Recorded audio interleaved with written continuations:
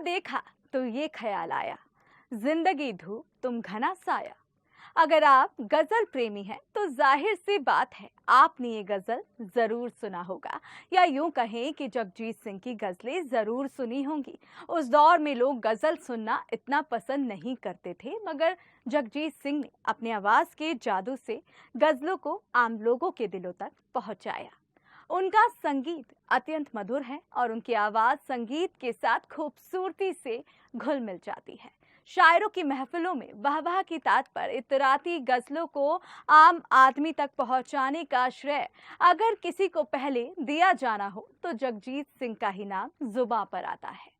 नमस्कार, मैं हूं शिवानी मांगवानी और आप देख रहे हैं द न्यूज 15। जब भी बात गजल गायकों की होती है तो जगजीत सिंह का नाम बेहद लोकप्रिय गायकों में शुमार होता है। बात करें उनकी पैदाइश की तो उनका जन्म 8 फरवरी 1941 को राजस्थान के गंगानगर में हुआ था, लेकिन उनका पूरा परिवार मूलतः पंजाब के रोपड़ जिले के दल्ला गाँव का रहने वाला था। उनके बचपन का नाम था जीत, मगर करोड़ों सुनने वालों के चलते सिंह साहब कुछ ही दशकों में जग को जीतने वाले जगजीत बन गए।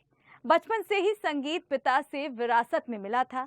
गंगानगर में ही पंडित छगन लाल शर्मा से 2 साल तक शास्त्रीय संगीत सीखने की शुरुआत की, फिर आगे जाकर सैनिया घराने के उस्ताद जमाल खान साहब से ख्याल, ठुमरी और ध्रुपद की बारीकियां सीखी। पिता की ख्वाहिश थी कि उनका बेटा भारतीय प्रशासनिक सेवा IAS में जाए, लेकिन जगजीत पर गायक बनने की धुन सवार थी। कॉलेज के दिनों में हॉस्टल के लड़के उनके बगल वाले कमरे में रहना नहीं पसंद करते थे, क्योंकि वो सुबह सुबह ही उठकर रियाज करने लगते थे। फिल्म डायरेक्टर सुभाष घई और जगजीत कॉलेज के दिनों से ही अच्छे दोस्त थे। एक बार दोनों एक युवा महोत्सव में भाग लेने बेंगलुरु गए थे। जब माइक पर अनाउंसमेंट हुआ कि पंजाब यूनिवर्सिटी का छात्र शास्त्रीय संगीत गाने वाला है, तो वहां मौजूद सभी लोग जोर जोर से हंसने लगे। ये देख सुभाष घई घबरा गए। उन्हें लगा कि जगजीत का बुरी तरह मजाक बनने वाला है। जगजीत स्टेज पर चढ़े, आंखें बंद की और आलाप लिया। कुछ सेकंड बाद वहां पर शांति छा गई। सभी शांति से उनका गाना सुनने लगे और हर 5 मिनट पर ताली बजा रहे थे। जब उन्होंने गाना खत्म किया तो तालियों की गड़गड़ाहट से हॉल गूंज उठा। ये सब देख सुभाष के आंखों से खुशी के आंसू छलक उठे। कुरुक्षेत्र विश्वविद्यालय में पढ़ाई के दौरान संगीत में उनकी दिलचस्पी देखकर कुलपति प्रोफेसर सूरज भान ने जगजीत सिंह को काफी उत्साहित किया। उनके ही कहने पर वह 1965 में मुंबई आ गए। यहाँ से शुरू हुआ उनका संघर्ष का दौर। पहले बैरिज रेस्टोरेंट में गाना गाया करते थे, फिर निजी महफिलों, शादी समारोह वगैरह में गाकर गुजारा करते थे। उन दिनों तलत महमूद, मोहम्मद रफी साहब जैसों के गीत लोगों की पसंद हुआ करते थे। रफी, किशोर, मन्नारे जैसे महारथियों के दौर में फिल्मों में गायन का मौका मिलना बहुत दूर था।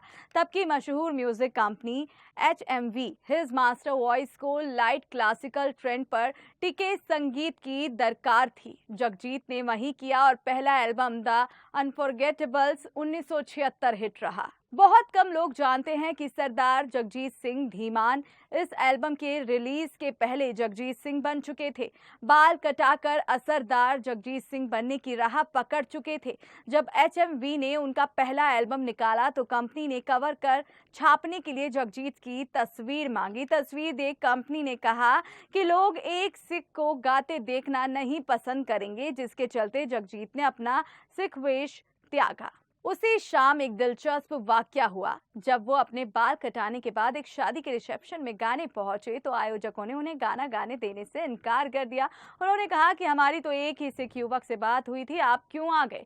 वो कहाँ है? जगजीत ने लाख समझाने की कोशिश की कि मैं ही हूँ वो, सिख हूँ, लेकिन उन्होंने उनकी एक ना सुनी। उन्होंने कहा, आप ये क्यों नहीं करते कि सरदार जी को किसी दूसरे प्रोग्राम में ज्यादा पैसे मिल रहे थे, इसलिए उन लोगों ने आपको यहाँ भेज दिया। जिस पर जगजीत ने कहा, आप मेरा गाना सुन ले, मैं वही जगजीत सिंह हूँ। अगर मेरी आवाज वही हुई तो पैसे दीजिए, वरना एक पैसा भी मत दीजिएगा। वो एक शर्त पर मान गए कि अगर किसी मेहमान ने शिकायत की तो वो उन्हें गाने के बीच से उठाकर बाहर कर देंगे। जैसे ही जगजीत ने गाना शुरू किया, सारे मेहमान वाह वाह कर उठे। जगजीत जब अपना करियर बना रहे थे तो मेहंदी हसन और बेगम अख्तर इस क्षेत्र में खासा नाम कमा चुके थे, लेकिन उनके गायन से ही धारणी सी बन गई थी कि गजल शायद आम आदमी के लिए नहीं है। वो लोग बड़े बड़े शायरों के कलाम गाते थे जो अक्सर आम आदमी के सिर के ऊपर से निकल जाते थे। जगजीत ने आसान भाषा के कलाम गाना शुरू किया और ये सुनिश्चित किया कि उनकी गाई गजल एक एक शब्द श्रोताओं की समझ में आए। नतीजा ये हुआ कि लोग लिखी हुई गजलें पढ़ पढ़ कर उन्हें याद रखने लगे। इस रिपोर्ट में इतना ही। ये रिपोर्ट लिखी है हमारी साथी अदिति पांडे ने। अगर आपको ऐसे ही डेली अपडेट्स चाहिए तो हमें आज ही सब्सक्राइब करें।